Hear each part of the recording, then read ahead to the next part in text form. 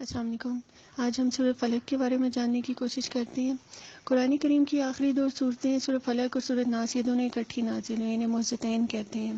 سورہ فلق میں انسان کو جسمانی صحت و ظاہری خطرات سے پناہ مانگنے کا کہا گیا، اور سورہ ناس میں روحانی خطرات جو انسان کے ایمان کو خراب کرتے ہیں۔ قرآن کریم انسان کو زندگی گزارنے کا طریقہ سکھاتا ہے اور اس کو بتاتا ہے، اے ابن آدم، جس کو فرشتوں نے سجدہ کیا، تمہاری شایان نشان کون سی منزل ہے؟ اور اس منزل کی راہیں مشکلات سے بھری پڑی ہیں، قدم قدم پہ رکاوٹوں کے پہاڑ ہیں۔ شیطان مختلف شکلوں میں ہر وقت موقع کی تلاش میں رہتا ہے کہ کب وہ جھپٹ پڑے، کبھی جسمانی صلاحیتوں پر تو کبھی ایمان کو خراب کرنے۔ پھر انسان بیچارہ ایٹ اے ٹائم ان ساری چالوں سے کیسے مقابلہ کر سکتا ہے؟ اس لیے قرآن پاک نے ایک ایسی ہستی کی پناہ لینے کا درس دیا ہے جو سب سے اعلیٰ و بالا، قوی اور غالب ہے۔ وہ ہمارے ظاہری اور باطنی دشمنوں کو پہچانتا ہے، دشمنوں کے کھلے منصوبوں اور خفیہ سازشوں کو جانتا ہے اور ان کو ناکام کرنے کی پوری طاقت رکھتا ہے۔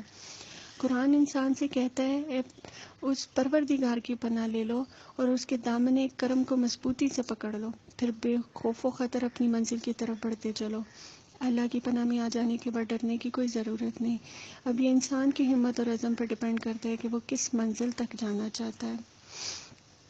مشرکین پہلے ہی دن سے نبی کریم صلی اللہ علیہ وآلہ وسلم سے حسد اور عداوت رکھتے تھے۔ جیسے جیسے اللہ تعالیٰ نے اپنے پیارے حبیب صلی اللہ علیہ وآلہ وسلم کی شان کو بلند کرتا، فتوحات کے دروازے کھولتا، کفار میں حسد کے شعلے اور بھڑکنے لگتے۔ اس صورتحال میں وہ ایک مشہور جادوگر لبید ابن عاصم کے پاس گئے اور کہا، اس علاقے میں تیری بڑی دھوم مچی ہے، ہم ہر طرف سے مایوس ہو کر آئے ہیں، مکہ کے ایک قریشی سے ہم بہت تنگ ہیں، اس کے خلاف ہم نے بڑی سازشیں کی، بڑے منصوبے بنائے، مختلف قبائل کو اس کے خلاف بھڑکایا، بڑی زور آزمائی کی، لیکن نتیجہ کچھ نہیں نکلا۔ اب تو ہماری مدد کر تو یہ مشکل آسان ہو سکتی ہے۔ کفار نے ایک بھاری نذرانہ اس جادوگر کو دیا۔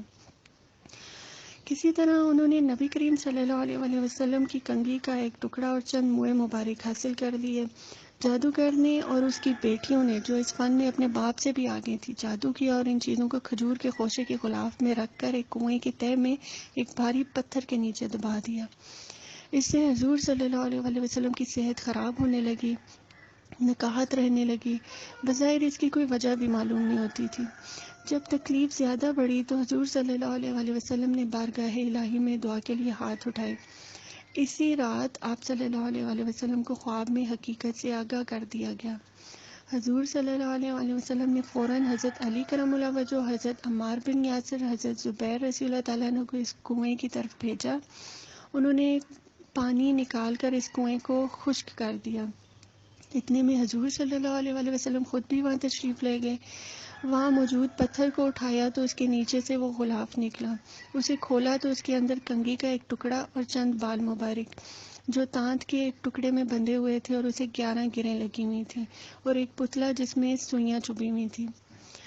اسی اثنا میں حضرت جبرائیل علیہ السلام حاضر ہوئے اور یہ دو صورتیں پڑھ کر سنائیں اور عرض کیا کہ آپ صلی اللہ علیہ وآلہ وسلم ان صورتوں کی ایک ایک آیت پڑھتے جائیں اور ایک ایک گرہ کھولتے جائیں اور ایک ایک سوئی نکالتے جائیں۔ چنانچہ دونوں صورتوں کی 11 آیتیں پڑھی گئیں۔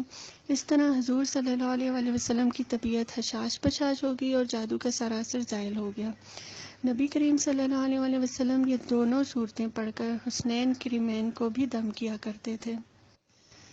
اس صورت کی پہلی آیت میں اللہ تعالیٰ نے اپنے محبوب صلی اللہ علیہ وآلہ وسلم کو حکم دیا، اپنی امت کو سکھائیے کہ میں پناہ لیتا ہوں صبح کے پروردگار کے، جس نے رات کی تاریکی کو صبح کے اجالے میں بدل دیا، رات کے سناٹے اور ویرانے کو دن کی روشنیوں سے نواز دیا اور ہر چیز پر قادر ہے۔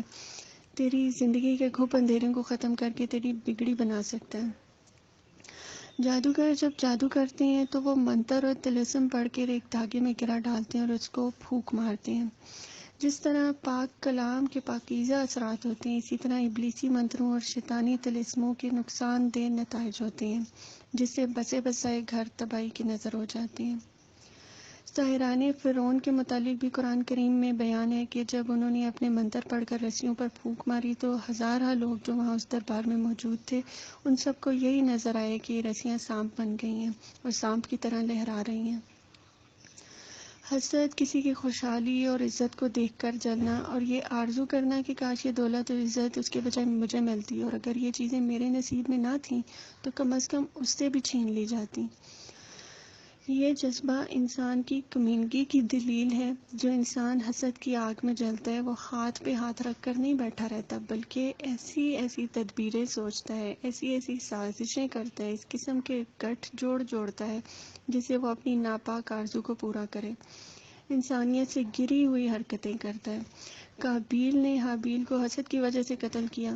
ابو جہل اور مشرکین یہ جانتے تھے کہ حضور صلی اللہ علیہ وآلہ وسلم سچے نبی ہیں، لیکن محض حسد کی وجہ سے اسلام قبول نہیں کرتے تھے۔ کسی کو کیا خبر کہ کوئی خبیث الفطرت انسان اس کے لیے کیسا کیسا جادو کر رہا ہے۔ اس لیے اس صورت میں اللہ کی پناہ مانگی ہے کہ جو بدبخت مجھے نقصان پہنچائے، میرے گھر کا سکون برباد کرے، میری صحت خراب کرنے کے لیے ان ذلیل حرکتوں میں لگے ہوئے ہیں، میں خود ان کے شر سے اپنی حفاظت نہیں کر سکتا۔ اے میرے مولا، میرے نگہبان، مجھے اپنی حفاظت میں لے لے اور ان کے شر سے مجھے بچا لے۔ جس انسان پہ اللہ تعالیٰ کا کوئی خصوصی کرم ہوتا ہے اس کے بدخواہ اکثر پیدا ہو جاتے ہیں۔ انسان نہ تو خود ہر حاسد کو پہچان سکتے اور نہ ان کے منصوبوں سے آگاہ ہو سکتے، اور اگر آگاہ ہو بھی جائے تو ان کے خلاف کچھ کر نہیں سکتا۔ اس لیے حکم دیا جا رہا ہے کہ تم اپنے رب کریم کے دامن میں پناہ لے لو، بے شک ان حاسدوں کی شر انگیزیوں سے وہی بچا سکتا ہے۔